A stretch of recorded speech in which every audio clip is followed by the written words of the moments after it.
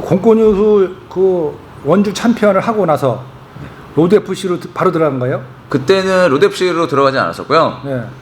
다짜고짜 그냥 전찬성 선수한테 갔죠. 네, 정찬성 선수 형님을 보고 저 형님이랑 같이 운동하고 싶다라는 생각에 다짜고짜 그냥. 왜? 갑자기 왜 느닷없이 전찬성 선수하고 운동하고 싶어? 그때가 아마 이제 UFC 처음 찬성 형이 가서 엄청 이슈됐었거든요. 근데 너무 멋있게 싸워가지고 그때 트위스트 락으로 걸어갔을 때.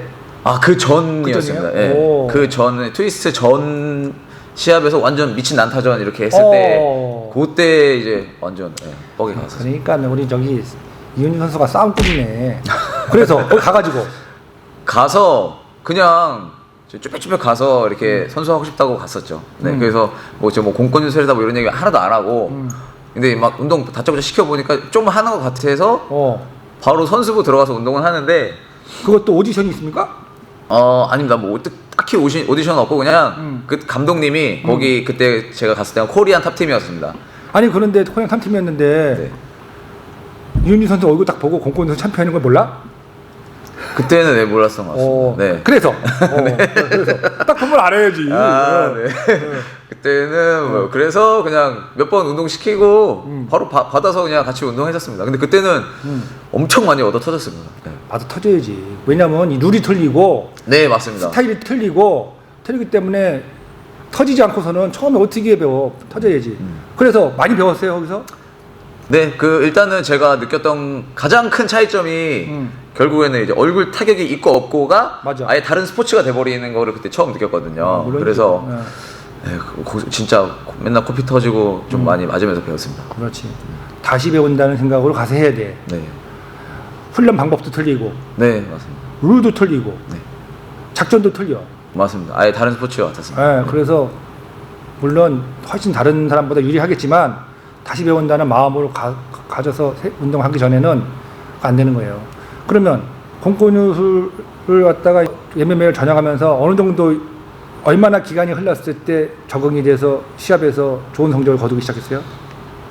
왜냐면 혹시 공권유술 우리 수련하는 수련생들 중에서도 MMA로 한번 가보고 싶다는 선수가 있을 거란 말이에요. 그러면 어느 정도 훈련을 해야 예를 들어서 우리 여기 최사범 같은 경우는 한 3위 정도, 60kg 이하급에 3위 정도 되는데 저런 친구가 만약에 생각을 할 거란 말이야. 내가 여기서 MMA를 전향했을 때 어느 정도 해야 좀 성적이 두드러지냐. 그거는 뭐 사람마다 다를 것 같은데 저는 이제 얼굴 타격에 대한 자신감이 좀 붙고 한 아마추어 시합을 계속 나갔거든요. 네. 그랬죠. 네, 아마추어 시합을 또 MMA 아마추어 시합 계속 나가서 공권유술 하면서 나가는 거 아니에요? 공권유술 하면서 나갔었습니다. 글쎄. 네, 그때는 진짜 무식하게 아무것도 모르고 막 나갔어요. 타이겠잖아 그때 싹. 근데 또 이기긴 이겼습니다. 글쎄, 그때 얼굴 타격에 대한 감각도 없는데 아마추어 나가서 싹 쓸어버린 걸로 내가 알고 있는데. 네, 그때도 공권유술해서 나갔을 때 한 3번 그냥 이겨버렸었어요. 그냥 다이렉트로다가 3번. 네. 그래서 MMA로 전향한 거잖아요. 네, 어느 정도 조금 그랬던 게 있었습니다. 네. 그래서 좋은 성적이 얻으려면 얼마나 걸려? 조금 그 느낌만 알면은 그 얼굴 타격에서의 느낌만 알면 한 1년, 2년 정도면 아마추어 시합에서는 꽤 적당히 싸울 수 있는 걸로 알고 그럴 것 같습니다. 네, 여러분 한 2년 정도, 1년에서 2년 정도 하시면 되고 그 다음에 거기서 프로로 가려면 얼마나 걸려 또? 프로 이제 로드 FC에서는 이제 룰이 이제 아마추어 리그에서 합의 리그, 루키 리그, 세미 프로 리그가 있습니다. 복잡하네. 그래서 이제 합의 리그는 이제 아예 취미 반 2분 2라운드 딱 싸우는 거고요. 요거는 일반인들 나가는 거고 선수 지망생분들은 이제 루키 리그부터 나가는데 여기서 3승, 여기서 3승. 그래서 세미 프로에서는 3승 이상 되면은 3승 이상 되면서 이제 좀 재밌는 시합을 해야 거기 이제 대회사에서 계약서를 보내줍니다. 그게 어려워? 3승이? 3승이요? 그러니까 어느 정도 실력이 돼야지 또 3승을 쌓으니까. 네. 왜냐면 다른 선수들도 웬만큼 하는 놈이 오니까. 네네, 그쵸, 말하자면. 네. 그러니까 여기 이쪽에서 나가는 사람도 실력이 있어야 되고 저쪽에서도 실력이 사람이 나오겠죠. 그쵸. 이게 옛날에는 제가 그래도 막 준비할 때는 약간 이종격투기 느낌이었습니다. 저희가 할 때만 해도. 맞아. 뭐 옛날엔 더 그랬겠지만 저 때도 타격 잘하는 사람, 맞아. 레슬링 잘하는 사람, 주짓수 잘하는 사람 극명하게 나뉘었었는데 지금은 완전 다 골고루 다 잘합니다. 그런 체육관들이 많아서 좀 상황 평준화가 됐다고 해야 되나? 그래서 더 좀 하기가 힘듭니다. 맞아. 그러니까 레슬링 아마추어 레슬링 선수 출신이라도 그것만 가지고는 MMA에 나갈 수가 없지. 네, 맞습니다. 타격도 배워야 되고 네.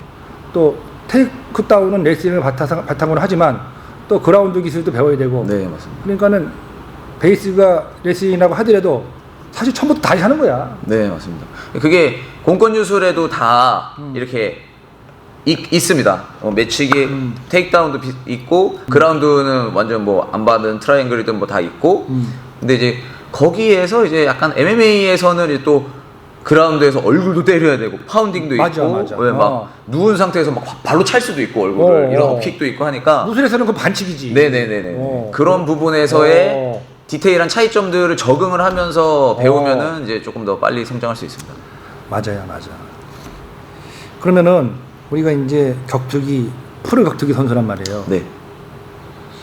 이 아마추어 무술과 그 프로 격투기의 차이점은 뭐예요? 무술과 격투기의 차이점이라고 하면은 그냥 제가 이제 느꼈던 공권유술을 했다가 이제 격투기 배우러 갔을 때 가장 큰 차이점은 아까도 말씀드렸지만 그 얼굴 타격에 대한 그 익숙함, 적응 그게 가장 큰 문제였던 것 같습니다. 이게 아무리 실전에 빡 쓰려고 해도 격투기를 한 사람은 그냥 이게 얼굴을 맞는 게 되게 자연스러운 맞아. 거라서 당황을 안 하는데 맞아. 그래서 전 처음에는 이게 뭔가 하려고 하지만 딱 맞으면 완전 당황해서 막 벙쪄가지고 막 이렇게 됐었거든요. 그 차이가 좀 있던 것 같습니다. 왜냐면은 공권유술에서는 얼굴을 맞으면 지는 거기 때문에 네. 얼굴을 맞으면 안 되는데 얼굴을 자꾸 맞는 거야. 네. 그렇게 되죠. 문화는 어때요? 격투기 문화와 제일 궁금한 게 이거야. 네. 무술하는 훈련 방법과 예를 들어서 격투기 하는 훈련 방법이 틀리잖아요. 네네네. 예를 들어서 태극권 하시는 분도 계시고 뭐 영춘권 하는 분도 계시고 많잖아요. 네네네. 그러면 그 운동하는 문화하고 격투기 문화하고 틀리단 말이야. 어떻게 틀릴까요? 문화. 공권유술 문화하고 네. 격투기 MMA 문화하고 도장 문화라든가 뭐 이런 거 예절도 있을 것이고 네네네. 많잖아. 예, 무술이나 공권유술에서는 완전 이제 사제지간으로 이제 처음 이제 진행이 이게 관계를 맺게 되잖아요. 네. 그래서 이제 스승님과 제자라고 된다고 하면은 이제 제가 격투기 도장 갔을 때는 이제 완전 이제 운동부 느낌이었습니다. 그 이제 완전 운동부 해서 코치님과 이제 수련생이라고 하는 게 그냥 뭐 회원인데 선수겠지. 네, 이제 선수인데 이제 선수들 사이에서도 사실 선배 후배 그게 좀 되게 많이 세고 텃세가 세요? 텃세도 좀 세고 때리는 것도 좀 있었고 뭐 그랬습니다. 내가 예전에 유도부 선수생 할 때 하고 그때를 생각하면 되겠네. 아, 네네네. 웰트 체육 여러분 그러니까 우리 뭐 레슬링부라든지 축구부라든지 유도부라든지 가면은 감독님 계시고 코치님 계시고 1, 2, 3학년 선배님 계시고 이렇게 하잖아요. 감독님하고 코치님보다 선배가 더 무서워. 네, 맞습니다. 운동 끝나고 자꾸 때리니까. 네, 맞습니다. 운동은 안 힘든데 선배들한테 시달리는 게 너무 힘들어. 그런 분위기냐고 보면 되겠네요. 네네네네. 그런 부분이라고 보면 돼요. 기술은 대체적으로 우리 때는 감독이나 코치가 가르쳐주는 게 아니라 선배가 가르쳐주는데. 감독님이랑 뭐 코치님도 조금씩 알려주지만 이제 진짜 그냥 딱 약간 맞선이 마토인 느낌으로 저도 들어가 보면 이제 약간 저 바로 아래 위에 있는 사람이 많이 알려줬습니다. 네. 그래서 현창전 선수하고 운동을 하니까 어땠어요? 그때는 뭐 좋았죠. 왜냐면은 어쨌든 가서 되게 열심히 했는데 열심히 한 거를 뭐 알아줘서 그런지 몰라도 그때 제가 집이 없었거든요. 다쳤거든요. 서울 올라가서. 그래서 아는 형 집에 얹혀 살았는데 찬성이 형이 이렇게 같이 살자 이렇게 같이 살자고 먼저 해주셔서 의리가 있네. 그래서 이제 같이 살게 됐었습니다. 어떻게? 거기 한집밥에서? 네네네. 결혼도 했잖아. 그 완전 전이죠. 그 전에는 결혼하기 전이었구나. 네네네. 그래서 이렇게 그 형이랑 다른 형이랑 저랑 셋이 해서 이제 투룸에 거실 하나 있는 게 해서 쪼그려 자고 그렇게 훈련했었습니다. 네. 그러면 거기서 전찬성 선수의 어떤 기술이라든지 그 무슨 격투기 철학이라든지 이런 거 많이 배웠겠네요. 네, 많이 배웠습니다. 네, 약간 항상 이제 느꼈던 게 스파링이나 뭘 하면 어떤 사람은 이게 운동을 하는 느낌이 들고 근데 찬성이 형이랑 스파링을 하면 아, 이 형이 정말 날 죽이려고 하는구나. 아, 그 정도야? 이런 게 매번 느껴져서 아, 이렇게 독하게 싸워야지 성공하는구나 뭐 이런 걸 많이 느꼈어요. 그러니까 내가 보니까 스타일이 전창선 선수하고 내가 그냥 내 개인적인 의견이에요. 내가 가끔 보잖아요. 우리 저기 이윤준 선수 그 타이틀전이라든지 시합을 보면 알게 모르게 전찬성 선수 냄새가 조금 나. 아, 네. 뭐 그 악바리 기질이 좀 보이고 그 이겨야겠다는 어떤 그런 그 투혼이 보이는데 그 전창순 선수의 얼굴이 서로 오버랩이 된다. 그런 느낌이 제가 받았거든요. 네, 뭐 많이 배웠었던 것 같습니다. 네. 네. 요번에 그 전창순 선수하고 내가 제일 싫어하는 선수 누구야? 오르테가. 네. 오르테가 왜 제일 싫어하십니까?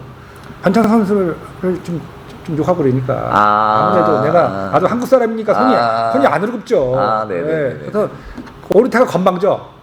전창순 선수는 겸손하고. 전창순 선수는 남을 욕하는 선수가 아니잖아. 네. 근데 오르테가는 좀 나하고 인간적인 관계는 없지만 좀 그래. 그런데 누가 이길 것 같아요? 아, 객관적으로. 저는 진짜 객관적으로 그냥 찬성 형이 이길 것 같습니다. 아, 확실합니까? 네. 객관적으로? 네. 주관적인 거 아니고 객관적으로 물어본 거야. 딱 객관적으로 타격을 찬성 형이 더 잘하고 오르테가 더 못하고 주짓수를 잘하잖아. 주짓수는 오르테가가 더 잘하고 찬성 형이 못하는데 그 레슬링, 그 중간 레슬링은 찬성 형이 조금 더 낫다고 보거든요. 그렇습니까? 네. 그래서 이 오르테가가 그 주짓수로 잘 연결을 못하지 않을까. 데리고 가지 못해서 데리고 가려다가 아마 계속 타격에서 맞고 데리고 가려다가 맞고 이런 그림이 나오지 않을까라고 생각하고 있습니다. 나도 동의합니다. 그럼 요번에 이기면은 다음에 이제 타이틀전 또 가요? 혹시? 저는 모르겠습니다.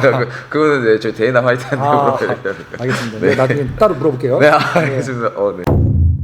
네. 말하기 부담스럽겠지만 프로가 돼서 챔피언 정도 되면 네. 연봉이 어느 정도 되는지 중국 스폰서랑 어떻게 잘 돼서 이것도 민감한 문제인데요. 선수 생활할 때 타이틀 했을 때 버는 수입이 더 많아요? 지금이 더 많아?